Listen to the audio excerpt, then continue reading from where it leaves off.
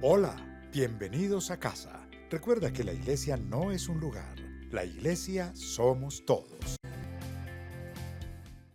Hola, estás a punto de escuchar un mensaje que va a tocar tu vida. Prepárate, ten algo listo para anotar, sobre todo tu corazón. Y después yo creo que vas a compartirlo con alguien. Prepárate, ahí Dios te va a hablar. Un abrazo. Hola. Henricito, gracias por tu mensaje. La necesidad de encontrar siempre la libertad tal vez se pierde en medio de la rutina y de esa vida agitada que vivimos. Voy a empezar contándoles una historia y vamos a llamar a esta señora Ana. Y entonces Ana es una mujer que ama profundamente a Dios. Ana es una mujer que tiene una labor, una responsabilidad en su casa como esposa, como mamá.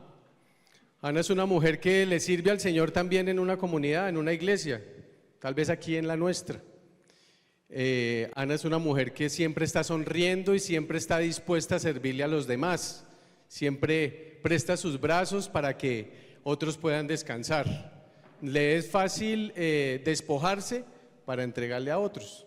Pero en medio de su camino, de su vida, se da cuenta que su agenda vive muy apretada, que hay muchas responsabilidades, que sus hijos exigen mucho, su esposo exige mucho, que tiene comprometida toda su semana, su agenda con cosas de la iglesia también, y empieza a sentirse un poco agobiada, ¿no? Cansada, como trastornada, afectada de tal manera que no puede tener un momento como de paz, de tranquilidad.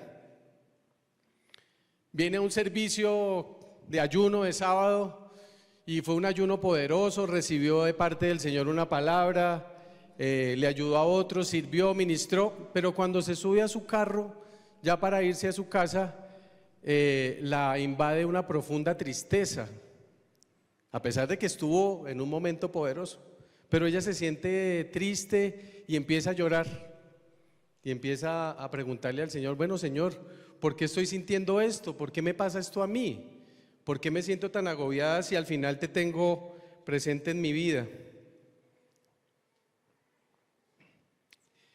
Y entre esas lágrimas y ese momento de dificultad se confronta. Y tal vez no logra entender por qué no es suficiente lo que hace por otros, por qué no es suficiente la palabra que recibe, por qué no es suficiente su servicio para mantener una vida plena. Y creo que esa historia puede reflejar la vida de muchos de nosotros, puede reflejar el momento en el que estamos pasando. No hay nada mejor que nuestro Dios, amén. Pero eso no significa que no tengamos momentos donde llevamos una carga pesada, donde la angustia nos inunda, donde la tristeza lastima nuestro corazón, donde no tenemos claridad ni inteligencia emocional para tomar decisiones.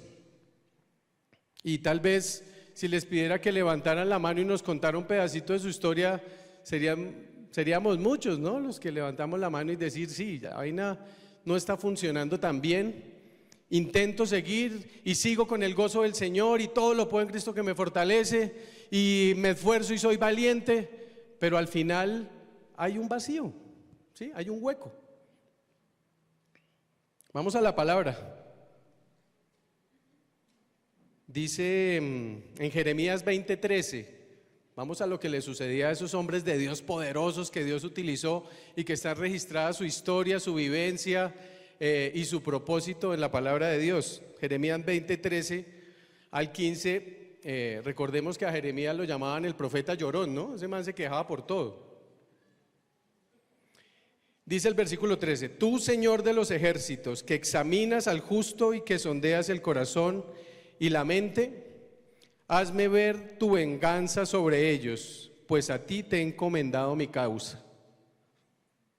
Versículo 14, maldito el día en que nací, el día en que mi madre me dio a luz, que ese día no sea bendito. Maldito el hombre que alegró a mi padre cuando le dijo, te ha nacido un hijo varón. Ese hombre sí estaba en la inmunda, ¿sí o no? ¿Qué circunstancia? Decirle, maldito el día en que nací. Maldito el hombre que le alegró el corazón a mi papá cuando le dijo, oiga, salió uno que se parece a usted. Entonces, no solamente podemos determinar que la circunstancia la vivimos nosotros, sino que está registrada en la palabra de Dios el hecho de que muchos hombres que Dios utilizó de una gran manera también tuvieron esa circunstancia. Oremos. Padre, gracias por tu bondad, gracias por tu misericordia, gracias porque podemos estar aquí juntos, hoy buscando de ti, Señor, hoy intentando formatearnos, Dios, en tantas mentiras que puede haber en nuestra mente, en nuestro corazón, con respecto a lo que tú significas en nuestra vida, Señor. Permite que sea tu Espíritu Santo guiándonos a toda verdad y que recordemos siempre que no hay nadie más grande que tú. Te alabamos, Dios, en el precioso nombre de Jesús. Amén y amén. Revisemos otras historias. El rey David. El rey David enfrentó muchos momentos de angustia, pero también tuvo grandes batallas, ¿no? Y grandes victorias en medio de su proceso y su historia con el Señor. Pero en el versículo 3 y 5 del Salmo 42 dice así: mis lágrimas son mi pan de día y de noche, mientras me preguntan a todas horas, ¿dónde está tu Dios? Recuerdo esto y me desahogo en llanto. Yo solía ir con la multitud y la conducía a la casa de Dios. Entre voces de alegría y acciones de gracias hacíamos grandes celebraciones. ¿Por qué estás tan abatida, alma mía? ¿Por qué estás tan angustiada? El rey David nos dice que ha enfrentado circunstancias donde le han recordado y le han preguntado, bueno, si usted le sirve al Señor, si usted entiende lo que Él significa, ¿dónde está en este momento? Y volvamos a la reflexión. Tal vez esta semana o en esta última temporada nos hemos confrontado con respecto a eso. ¿Por qué las cosas no funcionan? ¿Por qué todo nos falta siempre 5 para el peso? ¿Por qué empujamos puertas que no se abren? ¿Por qué si oramos y le clamamos al Señor las cosas no se dan? Pero el rey David se habla a sí mismo, le habla a su alma. No simplemente tiene esa conversación que cuando abrimos los ojos por la mañana, ¿cierto? Empieza a haber una conversación interna, ¿cierto? Pero la conversación a veces es la angustia, decir, carajo, hoy me toca pagar el arriendo y no tengo la plata. Hoy tengo que ir a cumplir con la responsabilidad con la cual me comprometí. Y empieza uno a tener una conversación aquí, pero no tenemos muchas veces la oportunidad de hablarnos a nosotros mismos y poder recitar lo que hemos aprendido. Si el rey David dice, pero ¿por qué estás tan agitado? ¿Por qué estás tan angustiado? Entender realmente que la esencia del Señor permanece a través de su Espíritu Santo en nosotros para poder enfrentar esa circunstancia. Miremos, por ejemplo, el contexto de Elías. Después de enfrentar a los profetas de Baal, o sea, de tener una tremenda victoria, Elías se sintió desanimado, se sintió cansado, se sintió deprimido, tanto así que huyó. Y dice en la palabra del Señor, en Primera de Reyes 19:4, él se acostó debajo del enebro y deseaba morirse. Y dijo, basta ya, oh Señor, quítame la vida, pues no soy yo mejor que mis padres.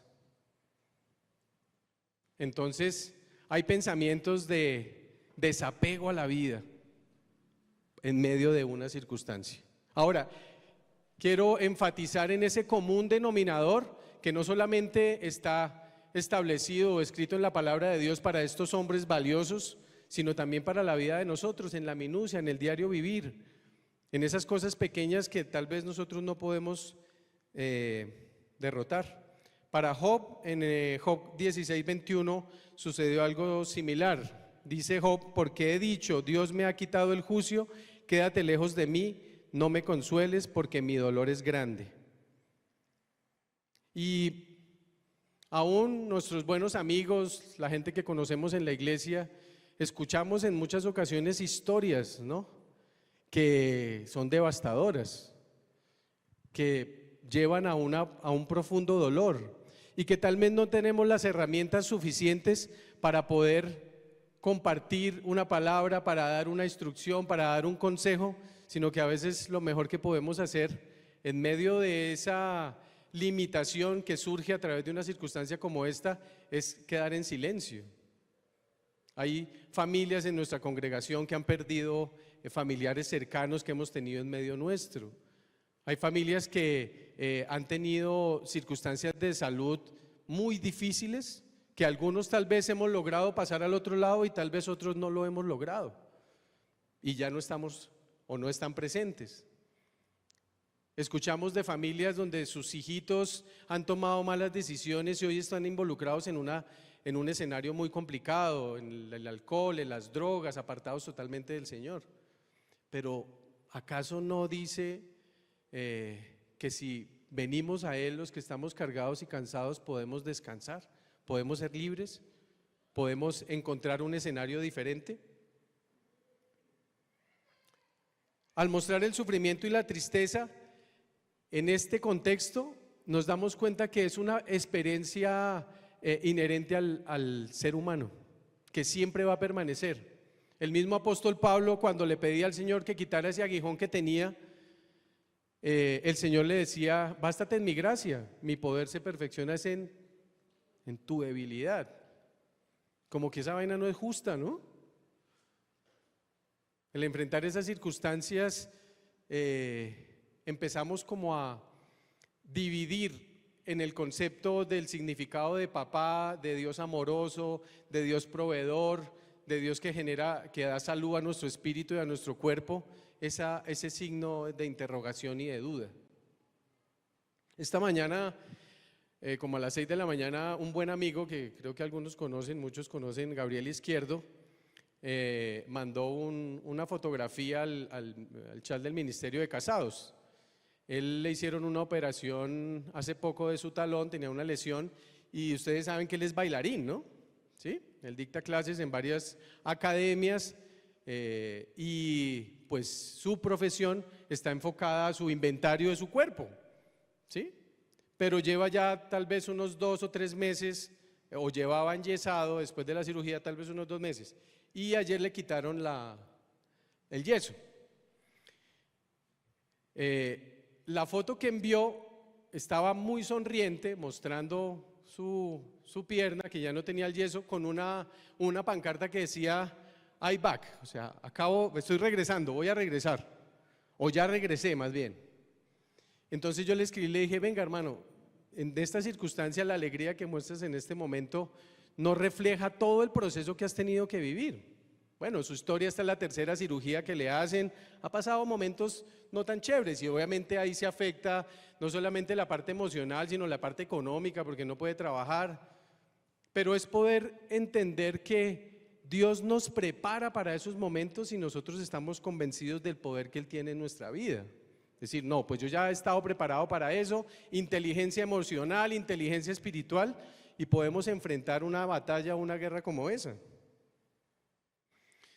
Pero las mentiras que nos dejamos colocar en nuestro pensamiento es la que a veces no logramos resolver, no logramos enfrentar estos momentos, no logramos presentar estas circunstancias. ¿Por qué venimos a la iglesia? ¿Por qué venimos a un ayuno, a una reunión de ministerio los domingos? Porque necesitamos, porque tenemos sed, porque tenemos hambre, porque necesitamos una respuesta. Porque, bueno, Señor, a través del pastor Mario el domingo, o el pastor que esté presente, dame una palabra, dame una respuesta. No sé si usted a veces, terminando una oración, le llega un mensaje, le llega un versículo, lo llama a alguien y la respuesta es inmediata. Y ahí decimos: gloria a Dios. Pero cuando no funciona, tal vez muchos estamos hace muchos años orando por algo específico que no se ha dado. Pero también hemos recibido respuestas a ciertas oraciones que hemos colocado. Entonces, la vida con el Señor definitivamente es un proceso que tal vez se hace corto no por nuestra facultad, sino por su misericordia, pero también en la actitud de nuestro corazón de poder sobrellevar las circunstancias con alegría, sobrellevar las circunstancias con carácter, con decisión. Hay otras enseñanzas doctrinales que también se convierten en carga para nosotros y nos llevan a la tristeza y a la depresión.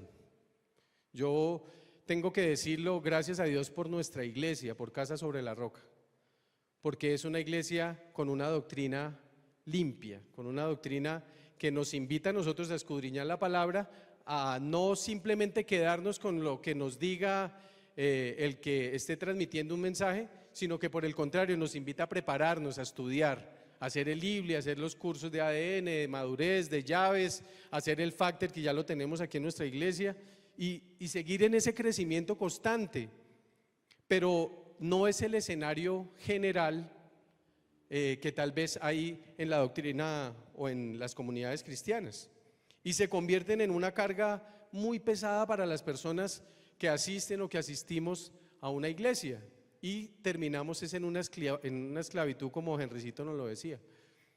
Terminamos esclavos de una doctrina establecida y montada por nosotros los seres humanos. Miremos algunas. La primera, la teología de la prosperidad. Esta doctrina enseña que la fe en Dios siempre resulta en riqueza material. O sea que si tú no tienes casa, carro y beca, estás en pecado, hermano. Muéstrame tu saldo en el banco y te demuestro cuál es el Dios que tienes. ¿Y no se convierte eso en una carga pesada para la gente? ¿O en una búsqueda de algo que nunca va a encontrar? Porque donde está tu tesoro, ahí está tu corazón, dice la palabra. Si nosotros no buscamos profundamente de Dios, no vamos a experimentar la verdadera riqueza que encontramos en Él. Compramos el carro del año o la casa de 5 habitaciones y al cabo de un par de meses ya eso no nos es suficiente. Entonces por eso hay que estar y se sigue en constante angustia, no solamente para pagar las cuotas, sino para conseguir algo mejor. La doctrina que lleva simplemente a buscar a Dios por lo que da, por lo que entrega, por sus bendiciones, nos pierde o nos da o nos quita mejor la oportunidad de encontrarnos y buscarlo por lo que Él es, por lo que Él significa para nosotros. Una vida, porque el Señor cuando dice que su poder se perfecciona en nuestras debilidades, y en el ciclo de la vida tal vez usted no logra esa estatura económica que ha estado buscando siempre, o que usted ve en las personas que está a su alrededor, pero Dios lo utiliza a usted con un poder sobrenatural para que en una conversación, en una consejería, en un acompañamiento, una vida o muchas vidas se transformen. ¿Qué es más valioso? ¿Qué es más valioso? Ahora, la plática hace falta, claro. La plática genera comodidad y comunidad también. Usted puede invitar a gente a su casa, pero ahí no encontramos la plenitud. Entonces, esa carga, si de repente usted hoy la lleva, la tiene presente en su vida, en esa búsqueda incansable de parecerme a otros, de tener lo que otros tienen, quítese ese peso de encima, no vale la pena. Recordemos algo, la palabra dice: busquen primeramente el reino de Dios y su justicia, y todas las cosas van a ser añadidas. Filipenses 4:19 dice: mi Dios pues suplirá todo lo que me falta conforme a sus riquezas en gloria en Cristo Jesús. Él dice todo lo que me falta, o sea, lo suficiente siempre será suficiente. Lo suficiente es suficiente. Tal vez no desperdiciemos nuestra vida persiguiendo algo que no vamos a encontrar. Una segunda mentira, el legalismo, la insistencia de seguir reglas y regulaciones estrictas para ser aceptado por Dios. El no ser legalista no nos da permiso a ser impuros, ¿no? Ni a ser livianos, ni a ser ligeros en las decisiones o en los escenarios en los cuales nosotros permanecemos. Como yo no soy legalista, pues yo me la paso metido en una discoteca de sana doctrina. ¿Sí? Puede ser. Como no soy legalista, pues yo en mi presupuesto bien organizado tengo un rublo, tengo un dinero para ir al casino una vez por mes, para los juegos de azar. Bueno, es mi presupuesto, lo tengo bien ordenado.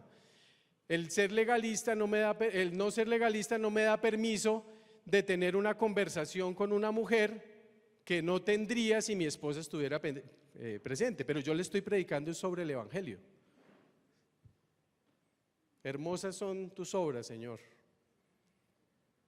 No solamente bajo ese concepto. Entonces hay que tener muy claro que al no ser legalistas es tener una vida en Cristo en total libertad.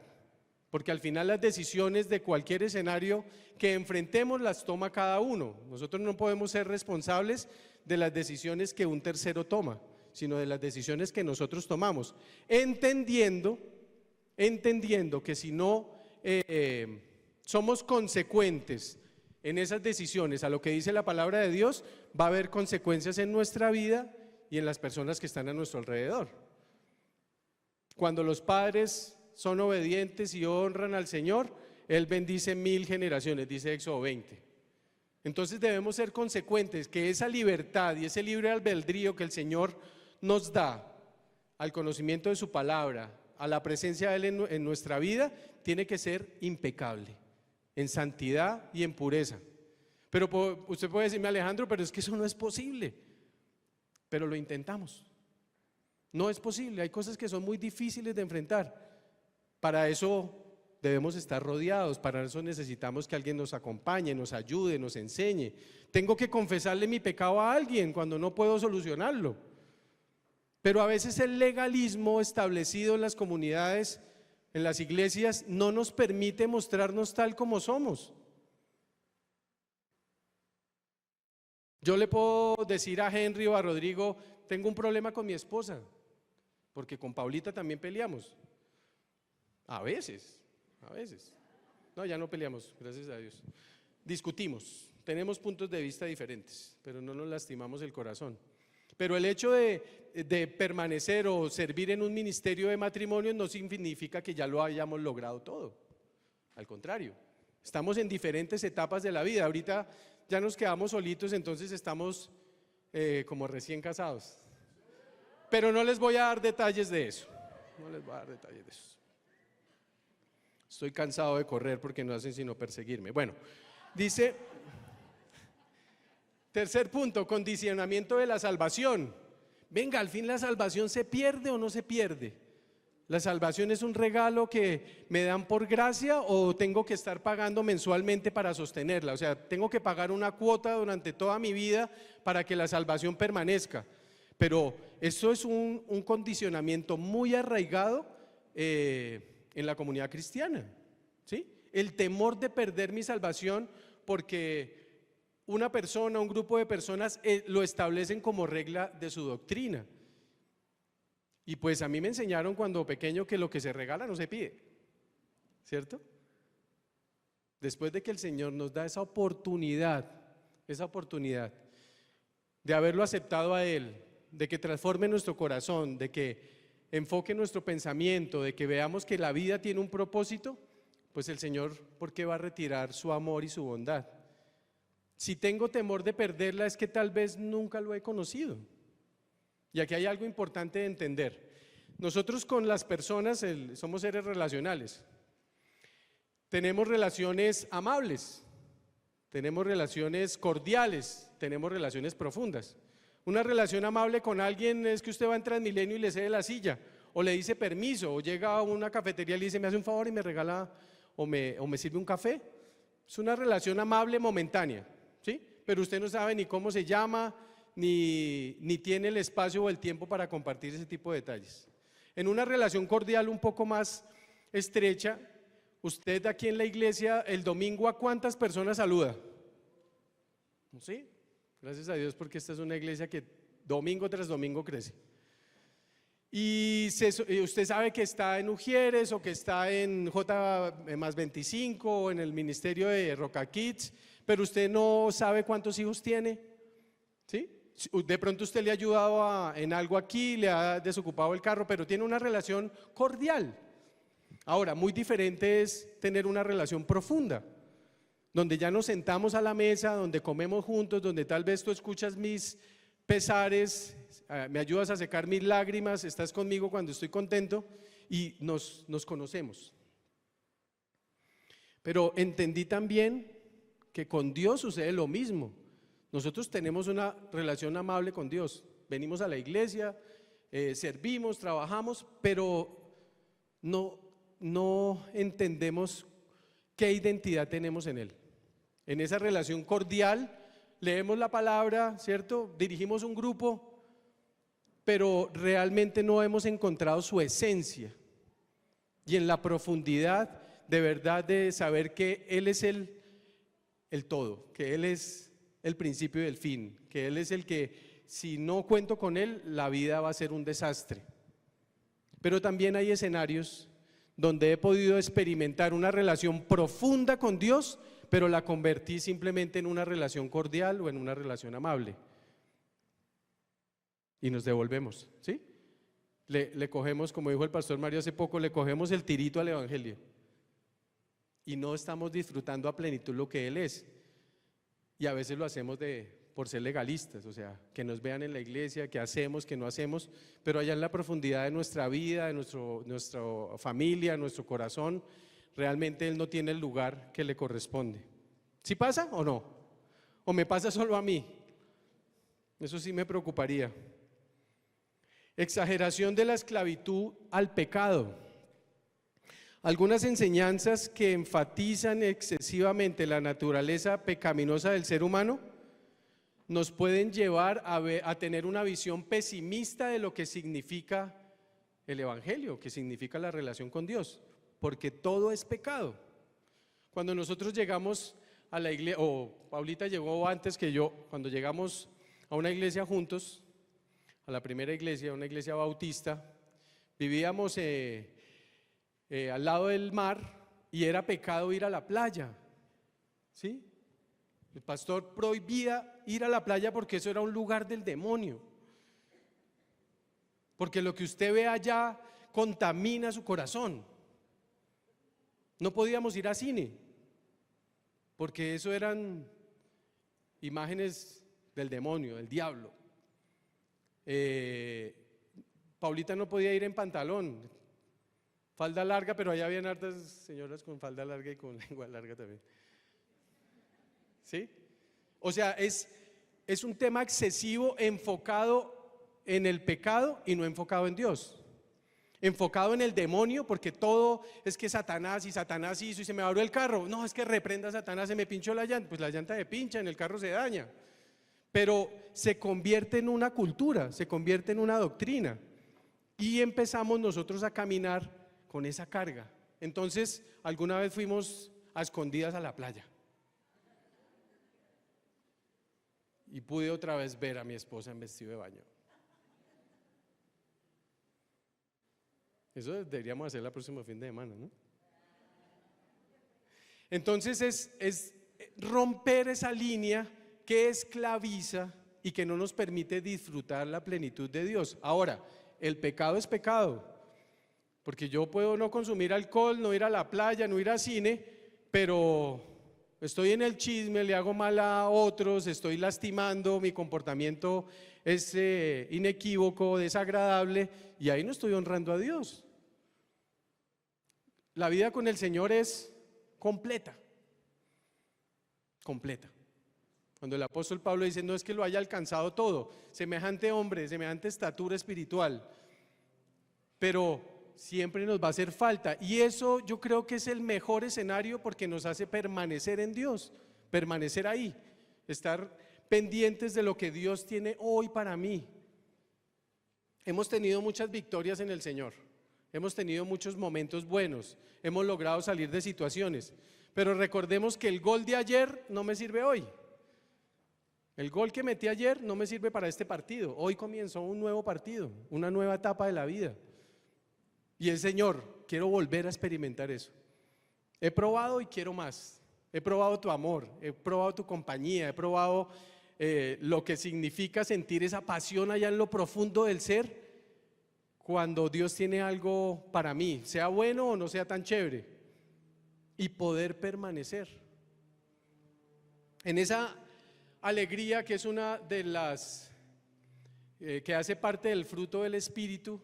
he entendido que la alegría no son momentos felices, porque estamos arriba, estamos abajo, sino la alegría es ese contentamiento, ¿no? Ese poder sonreír en medio de cualquier prueba. Aquí cantamos una alabanza que dice, danzando en cada temporada.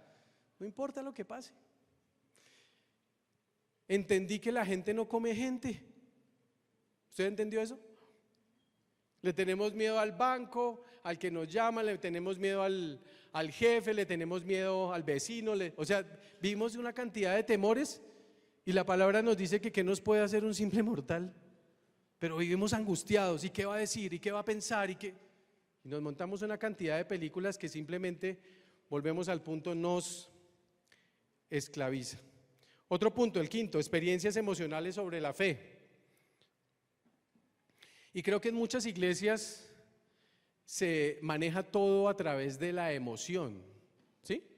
Es una tremenda alabanza, son luces, el pastor sube y sale humo y entonces la gente se siente con el alma al tope y entonces ahí es donde existe la presencia de Dios, pero es algo que ha sido estudiado y generado, ¿no? Es marketing, no más. Pero realmente en esa experiencia, porque en una comunidad, en una iglesia así, normalmente no se habla de pecado, no se habla de malas prácticas. Hermano, confiésalo, recíbelo, decláralo. Y con eso debemos ser un poco, o no, tenemos que ser muy cautos más bien. Misticismo, el sexto punto, y revelaciones privadas. Y es esa búsqueda incansable que todos tenemos de experiencias sobrenaturales, ¿sí? De experiencias que nos muestren el poder de Dios. Escuchamos, si es la oportunidad que usted ha tenido, qué chévere, el poder escuchar al Señor en voz audible.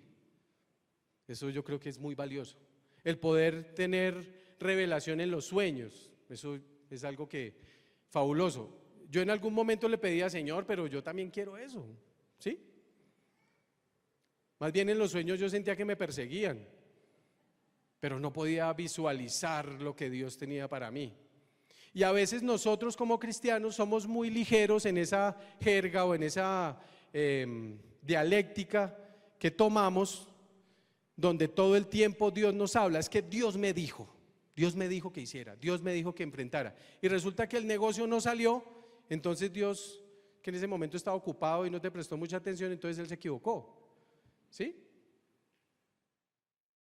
Hace poco hablé con un hombre, decidió él dejar su empresa y emprendió abrió una iglesia, llevó a su familia, obviamente porque Dios les había dicho, y pues no terminó tan bien, porque pues no había cobertura, no había alguien que lo acompañara, no hizo lo correcto delante de Dios. Y entonces los chicos lo sacaron del colegio porque no tuvo cómo pagar la pensión, y la vida que él tenía, digamos, en su profesión le permitía ser proveedor de su casa. Entonces seamos cautos y realmente cuando Dios nos mande un mensaje, nos hable a través de alguien, de una prédica, si nos lo dice directamente, tomémoslo como debe ser, no simplemente en la emoción de un momento. Nosotros a veces acomodamos las circunstancias según lo que nosotros esperamos o queremos, pero a veces Dios no se mete en el plan. ¿Recuerdan esa comercial de televisión que había hace muchos años? Yo todavía tenía el televisor pequeñito, que iba un Renault 12 a toda velocidad y el angelito se bajaba del carro. El Espíritu Santo, creo que eso era de seguros. Entonces el carro va tan rápido pues que el Señor dice: mi hijo, pues siga, porque yo no voy a ese ritmo, o ese no es mi plan, o esa no es la vida a la cual yo quiero llevar. ¿Vamos bien? ¿Sí? Séptimo punto, enseñanza sobre un Cristo distinto. Y a veces nos muestran un Cristo que no es real. Voy a poner solamente un ejemplo simple. Entramos a una capilla, a una iglesia católica, y vemos un Cristo mal, ese man, roto, pálido, flaco. Es un Cristo derrotado. Pues provoca como, venga, ayudémosle y bajémoslo de ahí, ¿sí? Qué bueno poder nosotros ver la cruz para recordar lo que Él hizo en la cruz del Calvario por nosotros. Pero Él ya no está ahí, Él resucitó. Y saber que a través de ese acto de amor, de morir por nosotros, usted y yo podemos estar aquí, construyendo una vida, fortaleciendo nuestra fe, viendo milagros en el transcurso de este proceso. Veamos al Cristo como el Señor lo estableció, como el significado que tiene, que a través de Él Dios nos entiende, que es el abogado que está parado cuando hemos cometido una falta y se disculpa por nosotros y muestra el recibito de caja que Él ya pagó por nosotros. Y quitémonos esa carga, porque si Cristo murió y hizo esa obra maravillosa que nadie más podría hacer, o yo no sé si usted estaría dispuesto a entregar uno de sus hijos para que otros se salvaran. Ahí yo le digo, si sabe contar, no cuente conmigo. ¿Sí? Eso no lo podemos hacer nosotros. Entonces veamos a Cristo como esa persona de la Trinidad que nos da redención. Amén. Octavo punto. Ya solamente nos queda hora y media. Bueno, dice, falacia sobre la oración y los resultados. La palabra dice, clama a mí y yo te responderé. La palabra dice que la oración del justo es poderosa y eficaz. La palabra dice que la oración rompe el yugo, rompe las cadenas. Pero ahí no dice que la oración simplemente porque tú la digas va a suceder. Yo les cuento pues obviamente con respeto, ¿no? De un buen amigo que estuvo en una circunstancia muy difícil de salud, duró hospitalizado tal vez un año, su familia, eso generó 10.000 cosas. El escenario de él totalmente medicado, bajó como a 45 kilos este hombre, 50 kilos, o sea, una cosa tremenda, una prueba tremenda. Y yo fui un día a la clínica y oré para que se muriera. Señor, llévate a ese man porque mira a su esposa, sus hijos, sus circunstancias, sin trabajo, sin ingresos, y él sin poder estar consciente. Señor, ten misericordia de él. Y pues qué pena porque este man se levantó de ahí. Tremendo. Y hoy predica el evangelio. ¿Sí? Entonces ahí yo pues le dije, Señor, olvídate. Estaba como sin desayunar ese día como hoy. Pero es complicado. Nuestra oración tiene que ser con respecto a lo que la palabra establece, ¿cierto? Nosotros debemos orar a través de la palabra. A veces utilizamos la oración en el matrimonio de pareja para echarnos pullas, ¿no? Señor, cámbialo, transfórmalo. Llévatelo, te lo envío. Pero la oración debe ser responsable. La oración debe ser concisa, respaldada con las promesas que Dios ha establecido para tu vida, si ya encontraste tu propósito, si ya sabes hacia dónde vas. Frase que no la sabemos todos: si yo no sé para dónde voy, cualquier bus me sirve. Y muchas veces en ese relacionamiento, en ese tiempo que tenemos con Dios, le disparamos al aire a ver a qué le damos. Y no entendemos los momentos o las circunstancias que vivimos donde Dios nos quiere fortalecer, nos quiere hacer crecer y nos quiere entregar un nuevo camino. Usted no se ha dado cuenta tal vez que termina un proceso, Dios le entrega una llave para que cierre esa puerta como de tristeza y empieza un panorama mejor. Tan chévere que es poder, yo veo mucho, Laura y Ana Paula, mis hijas, siempre colocan o fotos de amaneceres o fotos de atardeceres, ¿sí? Y en el amanecer es un nuevo despertar. Y hoy venimos tal vez como pensando lo que Jeremías dijo, no, yo en qué momento nací, pero mañana también sale el sol, ¿sí? Los dolores no duran para siempre. Y Dios, el Dios al que le servimos y el Dios que amamos y que seguimos y que predicamos es un Dios verdadero, es un Dios real, es un Dios que sí transforma, es un Dios que cuando logramos tener esa relación profunda lo sentimos ahí, cercano en medio de cualquier circunstancia. Yo creo que de los mejores regalos que podemos tener con el Señor es esa inteligencia emocional, ¿no? Inteligencia emocional. Que nada turbe nuestro corazón.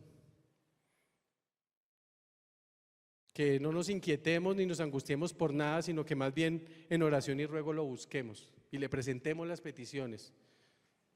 Y el poder de su gracia nos da descanso. Qué lindo eso, ¿no? Hoy en día, en una sociedad donde hay tanta información en redes y usted ve tantas cosas que al fin, ¿qué? ¿Me como el brócoli o no me lo como? ¿Debo comer solo carne o solo ensalada? ¿Ser vegano es bueno o ser carnívoro es mejor? ¿Bajo de peso persiguiendo el ejercicio, yendo a trabajar no en bus sino corriendo y en bicicleta? O sea, es mucha información. Y con el Señor, desafortunadamente, en el Evangelio trastocado, manoseado, escuchamos muchas cosas. ¿Cuál es la fuente? La Biblia. Hay literatura que nos acompaña, nos ayuda, hay predicaciones, hay obviamente material, pero vayamos a la fuente, a la Biblia. Ahí es donde nosotros necesitamos encontrar el descanso, el alivio y el cumplimiento de esa necesidad que tenemos. Entonces, cerremos este punto, y es mentiras que en el Evangelio, en el mundo en el que vivimos, nos han colocado, que se han vuelto pesadas y no nos permiten avanzar ni experimentar a Dios. Ahora vamos a 1 de Timoteo. Hay muchas citas en la palabra donde habla de la verdad, pues toda la palabra, pero me refiero que está enfocada precisamente a nosotros como creyentes, como asistentes a una congregación. 1 de Timoteo 6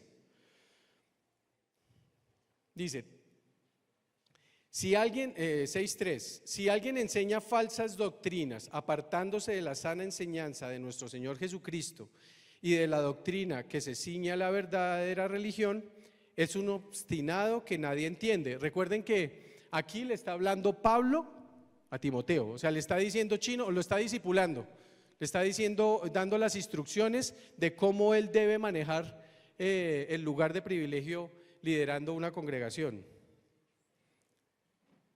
Ese tal padece del afán enfermizo de provocar discusiones inútiles que generan envidias, discordias, insultos y sospechas malvadas, y altercados entre personas de mente depravada, carentes de la verdad.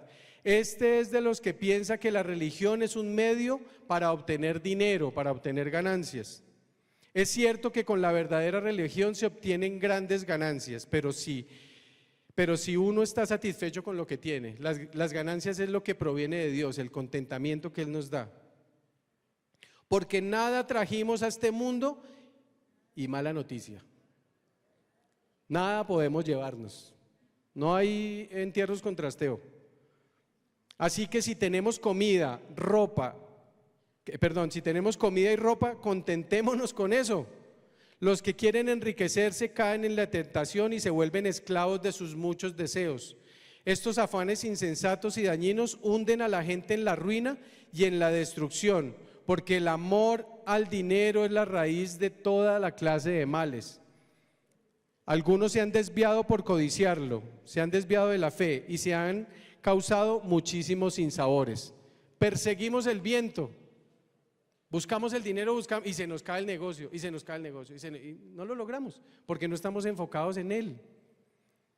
Versículo 11, tú en cambio, hombre de Dios, huye de todo eso y esmérate en seguir la justicia, la devoción, la fe, el amor, la constancia y la humildad.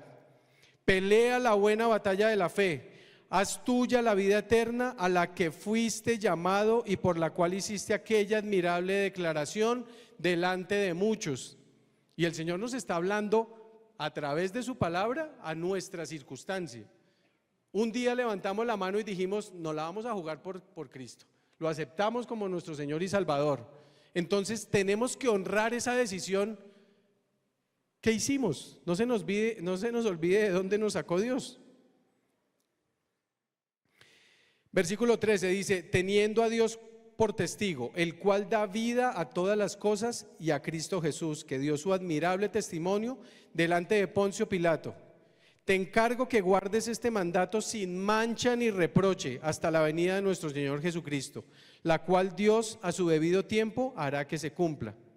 Al único bendito y soberano, Rey de reyes, Señor de señores, al único inmortal que vive en la luz inaccesible, a quien nadie ha visto ni puede ver, al sea el honor, el poder y la gloria eternamente. Amén. Padre, gracias porque tu palabra nos coloca un sello, Señor, en nuestra vida, en nuestra mente, en nuestro corazón. Gracias porque ahí donde encontramos el verdadero amor que tú quieres manifestarnos, Señor, nos das las instrucciones correctas para que todas esas mentiras que cargamos, que llevamos, que hemos escuchado en este mundo roto, en este mundo hostil, Señor, en este mundo que no se sacia del pecado, nos permitas ver otro escenario, Señor. Aquí estamos hoy porque sí, estamos cansados, Dios, en muchas circunstancias estamos cargados, porque nos sentimos tristes, nos sentimos solos, nos sentimos agobiados, Señor, no sabemos qué decisiones tomar, pero gracias por llenarnos de esperanza, Señor. Gracias por darnos la oportunidad de ver que en ti somos más que vencedores, que tú no te olvidas de lo que hemos hecho, Señor, por otros, que tú ves nuestra vida de principio a fin como un regalo, Señor, que hiciste para ti. Danos la capacidad, Señor, de poder caminar hasta el día que tú nos lleves a tu presencia, honrando lo que has hecho en nuestra vida, honrando, Señor, el regalo que tú nos has dado de conocerte y de ver que a través tuyo has transformado nuestra tristeza en alegría, nuestro lamento en baile, Señor, y que en muchos es evidente el poder de transformación que se percibe a través de lo que tú haces, Señor. Te clamamos por ese propósito, por entenderlo, por conocerlo, para que podamos caminar en él, Señor, y no nos desviemos ni a izquierda ni a derecha, distrayéndolos por las cosas de este mundo, sino permítenos en el conocimiento de tu verdad establecer esa hoja de ruta, Señor, que te agrada a ti. Gracias por ser un Dios cercano, un Dios amoroso, Señor, un Dios que aclara nuestras dudas, que seca nuestras lágrimas, que levanta nuestros brazos, que enciende nuestro corazón de pasión para servirle a otros, Dios. Y gracias, Señor, porque al final, Señor, todo se trata de ti. Te alabamos, Dios, te damos un aplauso en el nombre de Jesús. Amén y amén. Gracias. Esperamos que este mensaje haya sido importante para ti, o quiero recomendarte algo. Toma este link y mándaselo a alguien. Tal vez necesita escuchar este mensaje también. Dale like, suscríbete a nuestras redes sociales y ahí estamos, estate pendiente, que estamos nosotros siempre produciendo cosas para ti. Y nos vemos en el próximo mensaje. Dios te bendiga. Un abrazo.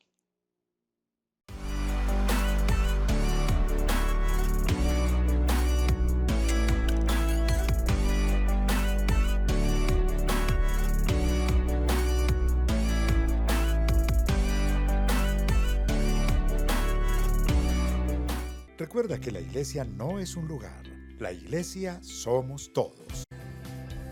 Seguimos en casa.